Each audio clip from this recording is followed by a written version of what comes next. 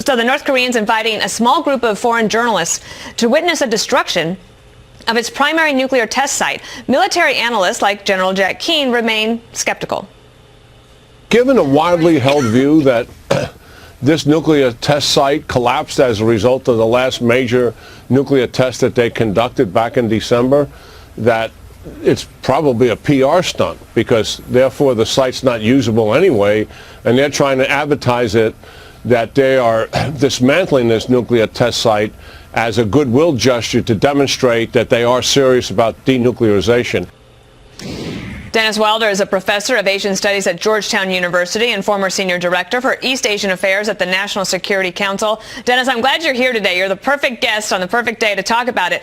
So you know each of these countries individually, but you also look at the region of a whole, and you know the United States position. So let me just give you the floor to give me your impressions after the president's meeting today with the president of South Korea in the Oval Office. I think the president is making some very smart moves here to be careful about the summitry. The North Koreans clearly are feeling their oats a bit. They're going back to their old style. In part, I think the president's right, because Xi Jinping has been willing to have these two meetings with the North Korean leader, starting to talk about economic development of the North. The North is feeling like they've got their back covered by the Chinese. So now the president, watching that, is realizing that he's got to put the pressure back on the Chinese and on the North Koreans. So what he's saying is what we should be saying, which is, hey, we will have this meeting if the terms are right. If the terms aren't right, we can wait. One of the things, Dana, in the past that we've seen is American negotiators with the North Koreans too eager to find a way to get a deal. And when we do that, they take us for a ride, and they've taken us for several rides in the past. Well, I do want to ask you... I think the you... president is signaling... Yeah, go ahead. I want to ask you about the South Koreans, because in this scenario, it seems like they are very eager. And today in the Washington Post, there was an op-ed by the South Korean ambassador to the United States. Let me read you one line. "We cannot afford to lose hope, however, that Kim may choose a different path from his father and grandfather. Unlike in the past, we have seen and are about to witness several significant diplomatic actions at the highest level among the main countries involved." What do you think about that dynamic between what the South Koreans want and what the Chinese want, and with the president saying, okay, well, look, I'm not coming over there. I'm not going to waste my time and fly all the way to Singapore for nothing. But the South Koreans are very keen to get this done.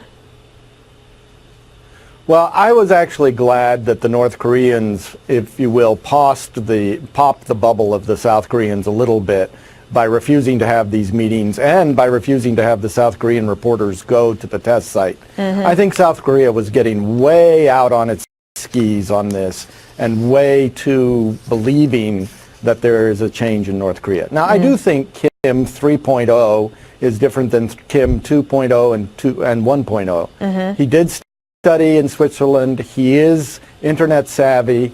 I think he is thinking that if he got the right deal for his people, there is the possibility that he would give up the nuclear weapons. I'm not as convinced as some people that he would never give them up. But it is also different for him in that he actually has the nuclear weapons, and the two previous Kims did not. Let me ask you about one other thing, which is China, because the president did talk about that before I let you go. I want to have you listen to this, because the president was obviously, as John Roberts reported, not that happy with how China may have weighed in here. Listen.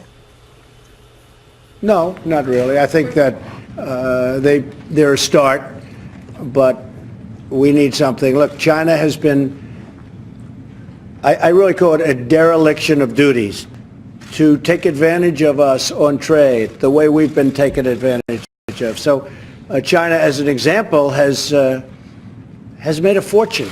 I mean, a transfer of wealth like nobody's ever seen in history. They're the big one. They're almost all bad, but China's the big one. So no, I'm not satisfied, but we'll see what happens. Tell me what you think about that, Dennis. These trade negotiations are really tough. It's between the world's two largest massive economies. Now, the Chinese, I think, are coming in trying to lowball the United States. And I think the president's right to say, we're not going to take crumbs off the table again. You've done very well off of our markets. You do very well every year off of our markets. What are you going to give us in return? How are we going to make this a fair, reciprocal relationship? And Leoha came, he put a few things on the table, more agricultural purchases, more LNG purchases from the United States. But what they didn't do was really talk about the structural change in the relationship that needs to happen so that American companies get a fair shake and the American worker gets a fair shake. And that's what needs to happen. They want to wrap me to go, but I have to ask you. So John Roberts asked the president, and the president said that he thinks that whether this meeting takes place on June 12th is a coin flip. It's 50-50. Where do you put it? I think it's a little higher. I think it's 60-40. Okay. But I do think that it's pretty close to that. All right. We'll hold you to it. All right. Dennis Wilder, thank you.